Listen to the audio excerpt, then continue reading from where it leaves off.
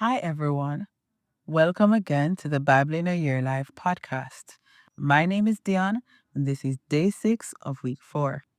We will continue to read from the Revised Standard Version, and today I will be reading Genesis 38 to 40. Do not only listen to our podcast, but when you can, feel free to join the live discussion that happens every Sunday, including this Sunday at 6:30 p.m. You can find the details in our description below. Now let's get into the reading of the word. Genesis 38. It happened at that time that Judah went down from his brothers and turned into a certain Adullamite whose name was Hira. There Judah saw the daughter of a certain Canaanite whose name was Shua. He married her and went into her, and she conceived and bore a son, and he called his name Er. Again she conceived and bore a son, and she called his name Onan. Yet again she bore a son, and she called his name Shelah. She was in Shebes when she bore him, and Judah took a wife for Er, his firstborn, and her name was Tamar. Er, Judah's firstborn, was wicked in the sight of the Lord, and the Lord slew him. Then Judah said to Onan, Go into your brother's wife and perform the duty of a brother-in-law to her and raise up her offspring for your brother. But Onan knew that the offspring would not be his. So when he went into his brother's wife, he spilled the semen on the ground, lest he should give offspring to his brother. And what he did was displeasing in the sight of the Lord, and he slew him also. Then Judah said to Tamar his daughter-in-law, Remain a widow in your father's house till Shelah my son grows up. For he feared that he would die like his brothers. So Tamar went and dwelt in her father's house. In course of time, the wife of Judah, Shua's daughter, died. And when Judah was comforted, he went up to Timnah to his sheep shearers, he and his friend Hira the Adullamite.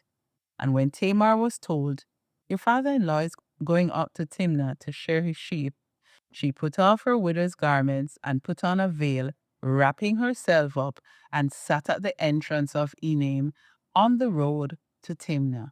For she saw that Shelah was grown up, and she had not been given to him in marriage. When Judah saw her, he thought her to be a harlot, for she had covered her face. He went over to her at the roadside and said, Come, let me come into you. For he did not know that she was his daughter-in-law.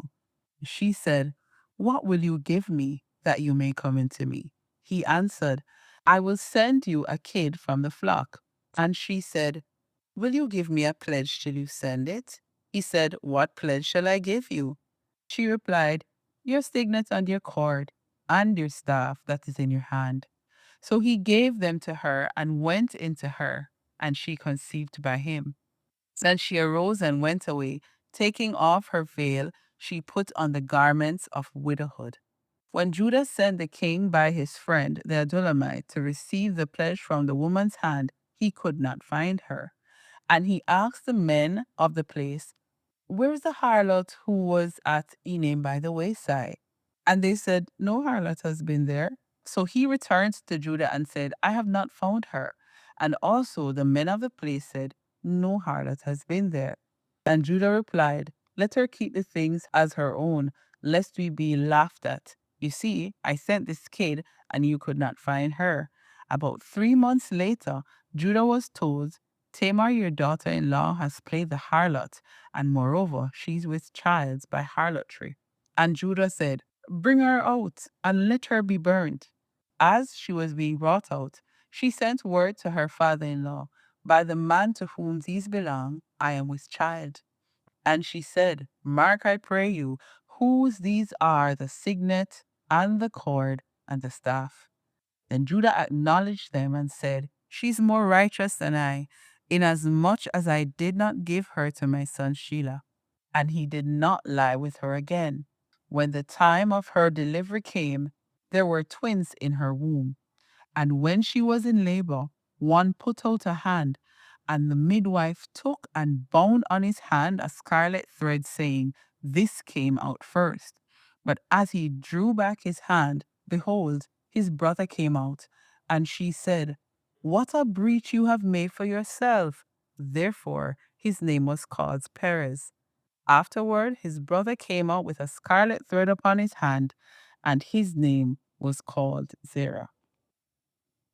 Now Joseph was taken down to Egypt, and Potiphar, an officer of Pharaoh, the captain of the guard, an Egyptian, bought him from the Ishmaelites who had brought him down there. The Lord was with Joseph, and he became a successful man, and he was in the house of his master the Egyptian. And his master saw that the Lord was with him, and that the Lord caused all that he did to prosper in his hands. So Joseph found favor in his sight and attended him, and he made him overseer of his house and put him in charge of all he had. From the time that he made him overseer in his house and over all that he had, the Lord blessed the Egyptian's house for Joseph's sake. The blessing of the Lord was upon all that he had in the house and field. So he left all that he had in Joseph's charge, and having him, he had no concern for anything but the food which he ate. Now Joseph was handsome and good looking.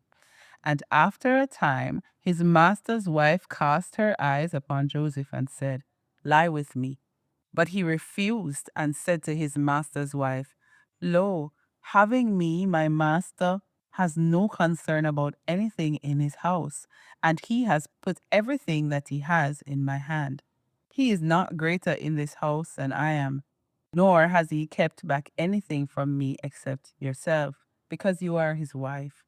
How then can I do this great wickedness and sin against God?" And although she spoke to Joseph day after day, he would not listen to her, to lie with her, or to be with her. But one day, when he went into the house to do his work, and none of the men of the house were there in the house, she caught him by his garment, saying, "Lie with me." But he left his garment in her hand and fled and got out of the house. And when she saw that he had left his garment in her hand and had fled out of the house, she called to the men of her household and said, "See, he has brought among us a Hebrew to insult us. He came in to me to lie with me, and I cried out with a loud voice. And when he heard that I lifted up my voice and cried, he left his garment with me and fled and got out of the house." Then she laid up his garment by her until his master came home. And she told him the same story, saying, "The Hebrew servant whom you have brought among us came in to insult me. But as soon as I lifted up my voice and cried, he left his garment with me and fled the house."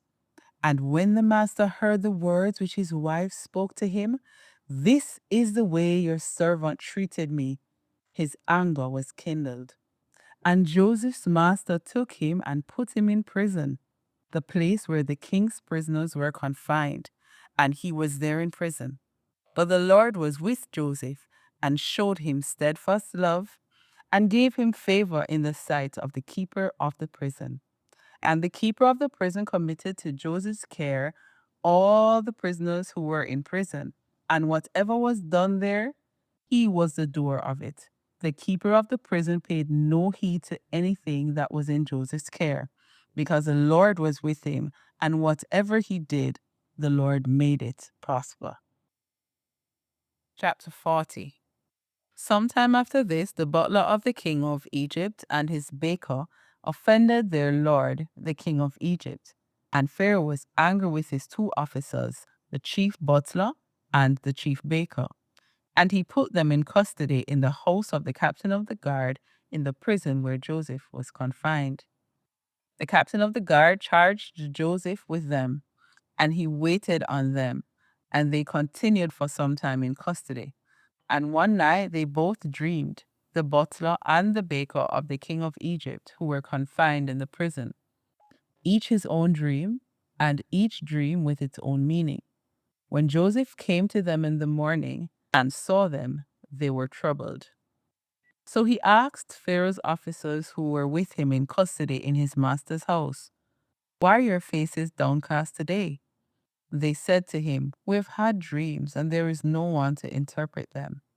And Joseph said to them, "Do not interpretations belong to God? Tell them to me, I pray you." So the chief butler told his dream to Joseph and said to him, "In my dream there was a vine before me, and on one vine there were 3 branches. As soon as it budded, its blossoms shot forth, and the clusters ripened into grapes. Pharaoh's cup was in my hand, and I took the grapes and pressed them into Pharaoh's cup and placed the cup in Pharaoh's hand." Then Joseph said to him, "This is its interpretation. The 3 branches are 3 days. Within 3 days, Pharaoh will lift up your head and restore you to office, and you shall place Pharaoh's cup in his hand as formerly when you were his butler. But remember me when it is well with you, and do me the kindness, I pray you, to make mention of me to Pharaoh, and so get me out of this house. For I was indeed stolen out of the land of the Hebrews, and here also I have done nothing that they should put me into the dungeon." When the chief baker saw that the interpretation was favorable, he said to Joseph, "I also had a dream.